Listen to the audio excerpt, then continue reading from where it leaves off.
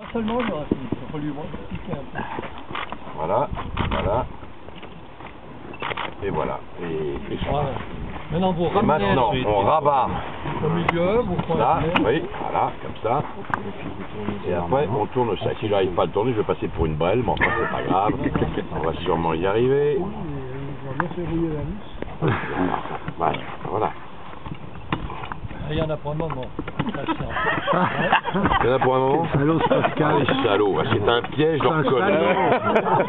Salaud Pascal. Ah, moi ça moi, je vais après.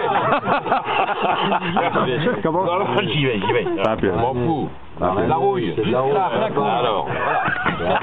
Doucement. Ben, je vais quand même pas dire que j'aime la terre, La que vigne j'aime est une longue le patience. travail du vigneron, et puis dès que j'ai une tache sur la main, je m'arrête. C'est pas possible, ça. La vigne est une longue Bah oui, patience. ou on le fait ou on le fait pas, quoi. Hein. Et voilà. Et voilà, c'est bon. Très bien. C'est bon. Ah ouais, regarde. Encore un petit bout. Ça y vient. Ouais, ça vient. Putain. Et voilà, regarde, moi, c'est rien. Madame mes enfants, mais c'est rien du tout. Mais j'ai rien du tout, je peux devenir vigneron demain matin. Ah, ça arrive. Peut-être après. Après-demain. Après-demain. Bon, un verre, amenez voir un verre, il doit déguster. Regarde, Oui, amenez voir un verre. regarde, ça coule. Regarde ça coule. Marie-Claude. Regarde le fruit de ta vendange. Voilà, puis qui déguste, tu lui donnes un petit verre, là, ouais. En tout. Là, on est bon, là, non? Voilà. Bon, c'est pas filtré. C'est bon. C'est bon. Voilà. C'est pas filtré? Non, Bah oui, non. mais alors merde. Ah, mais ça fait rien. Voilà. Voilà. Puis Pierre va nous dire ce que ça vaut. Bah, je vais dire que ça vaut quelque chose parce que c'est moi qui viens de le faire. Ah oui, c'est pas filtré du tout, hein, les mecs. Non. Alors attends, hop. C'est un vrai Oh, c'est joli.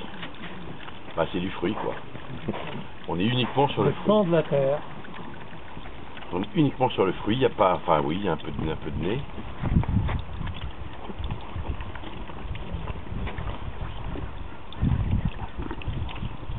C'est le Valais. C'est délicieux. C'est délicieux. On pourrait en boire des litres.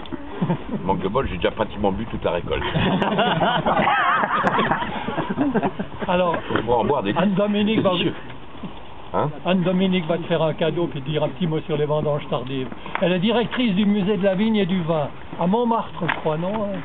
À Montmartre, malheureux. D'ailleurs, ça me donne un petit peu dans cette belle vallée.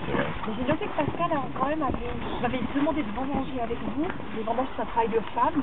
Et il a demandé à Gérard Philippe de presser. C'est un travail d'homme. Ça ne lui a pas Presser, échappé à oui. Pascal. Ben oui, hein. bien sûr. Oui.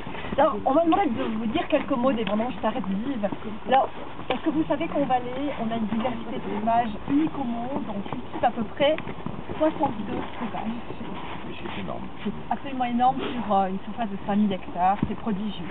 Et seuls quelques cépages blancs sont choisis pour la vendange tardive, c'est l'Ardille, la Malvoisie, l'Ermitage, le Sylvaner. Donc j'étais étonnée tout à l'heure qu'on vendange du raisin rouge.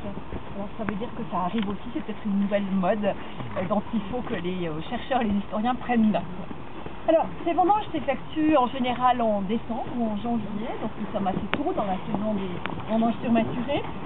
Souvent, le choix du vigneron s'effectue en fonction de la date d'un saint. On vendange à telle date, parce que voilà, c'est le jour de l'anniversaire d'un saint, et on en fait une étiquette spéciale à ce propos.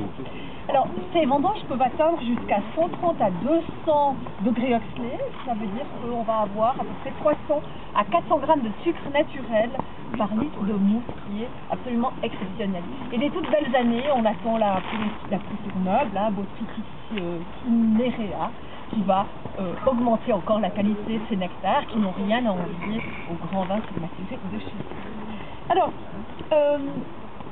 maintenant, revenons un petit peu en arrière dans le temps, avec les Romains. On sait depuis qu'on a fait une grande étude en Valais que les Romains, que le Valais connaissait la vigne avant l'arrivée des Romains. À l'âge déjà du fer, en 600 à 700 avant Jésus-Christ, on a découvert qu'on avait déjà de la vigne chez nous.